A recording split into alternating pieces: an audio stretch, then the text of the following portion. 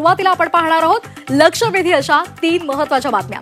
पहिली लक्ष वेधून घेणारी बातमी आहे प्रशांत कोरटकरची। प्रशांत कोरटकरच्या अडचणीमध्ये आता वाढ झाली आहे। कोरटकरकडे आलिशान गाडी आली कुठून असा प्रश्न उपस्थित होतोय। कोल्हापूर पोलीस त्याचा तपास सुरू करतायत। चिटफंड घोटाळ्यामधील आरोपी महेश मोतेवारच्या मालकीची ही गाडी असल्याची माहिती मिळते। दुसरी लक्षवेधी बातमी आहे संतोष देशमुख हत्या प्रकरणातली। संतोष देशमुख यांच्या हत्या प्रकरणी प्रत्यक्षदर्शीचा जबाब झी 24 तासच्या हाती आलाय। अवधा कंपनी बाहेर झालेल्या वादातील प्रत्यक्षदर्शीने आपला जबाब नोंदवलेला आहे। अवधा कंपनी बाहेर सुदर्शन घुले आणि देशमुखांमध्ये वाद झाल्यानंतर सुदर्शन घुलेनं देशमुखांना जीवे मारण्याची धमकी दिली होती। त्या संदर्भातले अपडेट्स आपण या बातमीपत्रात घेणार आहोत। तर तिसरी लक्ष वेधून घेणारी बातमी आहे ती म्हणजे मुख्यमंत्र्यांच्या धाराशिव दौऱ्यासंदर्भातील।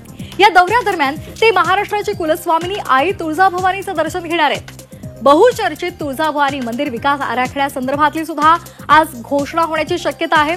तसंच ड्रग्ज प्रकरणावर मुख्यमंत्री देवेंद्र फडणवीस काय भूमिका मांडतात याकडे सुद्धा संपूर्ण राज्याचं लक्ष आहे।